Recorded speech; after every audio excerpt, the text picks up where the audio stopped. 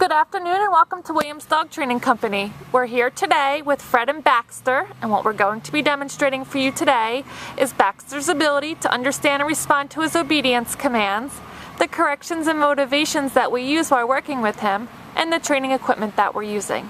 Fred is using a regular 6-foot web training leash, and he keeps the bulk of that leash folded neatly in his right hand, leaving his left hand free to give the correction. The correction that we give is a tug and let go on the training collar, which is the second piece of equipment that we're using. Baxter has been fitted with his own personal training collar, and we will show you how to properly use that collar and put it on during your one-on-one lesson. Baxter is sitting very nicely on Fred's left, which is where all of our obedience training takes place. The first exercise that they're going to demonstrate for you is heeling, and heeling is proper walking on a leash. Fred and Baxter take off doing that now, and the command is Baxter heel. Now Baxter has been trained to walk very nicely on your left hand side at about your left heel position. Whether you're walking at a fast pace or a slow pace, he should keep pace with you, being sure not to lag behind or lunge ahead and try to drag you on that leash. Also incorporated into our heeling exercise is the automatic sit, and this occurs anytime that you stop your feet. We'll show you an example right here. Fred stopped and Baxter sat very nice. And he should remain seated until you give him another command.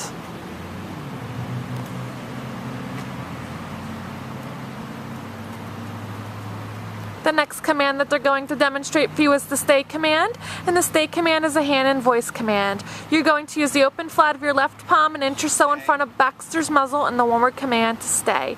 You're then going to walk out to the end of the training leash, and Baxter should remain seated. Now he went to lay down, and Fred did not give the down command.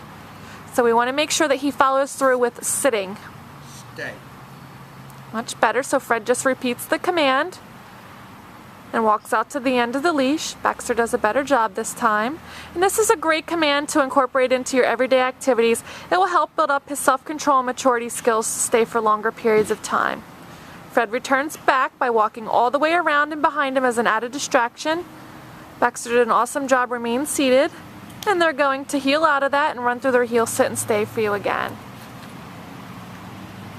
So if Baxter is to break a command, the first words out of your mouth should be no. Repeat the command and make sure he follows through from beginning to end. Even if it takes a couple of tries, you want to make sure that you're both successful in the end of him completing the command. So Fred leaves him in another sit stay, walks out to the end of the leash, and this time instead of returning back, they're going to demonstrate the come command. You're going to call Baxter in using his name in a happy voice. He should come in and sit nicely in front of you. It is very important to make sure he sits. It is to help diminish the inappropriate behavior of him jumping up and reinforce the appropriate behavior of him sitting nicely to get greeted. And then Fred just heeled him around the back of him and returned him back to heel position, and we'll demonstrate that again. So call him in using his name. Make sure he comes in front, sits nicely, well done. Heel him around the back of you, returning him to your left-hand side, making sure that he sits, waiting for his next command. Very nicely done.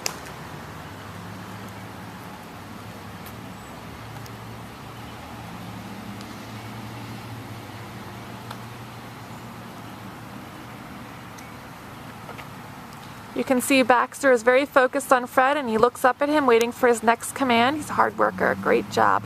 Now the next command they're going to demonstrate is the down from a heel position. Again, you're going to use the open flat of your left palm, but this time straight down towards the ground, and the one-word command to down.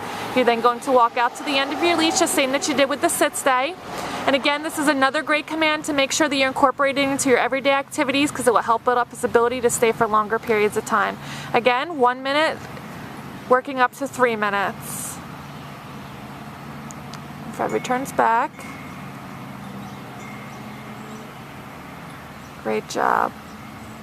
And they'll demonstrate that down for you again. But in the meantime, this is a good time to remind you that although you should be incorporating all of your commands into your everyday activities, you want to make sure that you're setting aside about a 10 to 15 minute time slot each day to run through your commands in a formal obedience session such as this. It's a great mental exercise for the dogs. It keeps them fresh and on top of their commands, and you'll find that 10-15 minutes of his formal obedience commands will wear him out a lot quicker than running outside for an hour. Fred's going to demonstrate the come command from the down position this time. He gets up, and you can see Baxter's enjoying it. You see that little tail wagging away. They really enjoy working to please you and their positive reinforcement that they receive.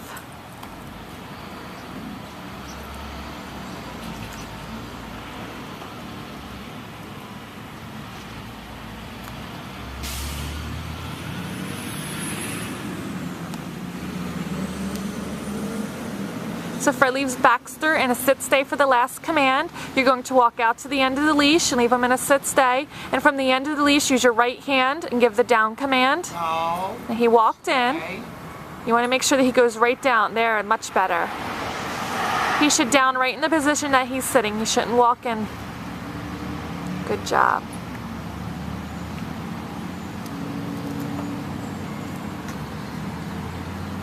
We've demonstrated for you today all the obedience commands that Baxter has learned here at school. It's been a pleasure working with Baxter, and we thank you again for choosing Williams Dog Training Company as your personal dog trainer.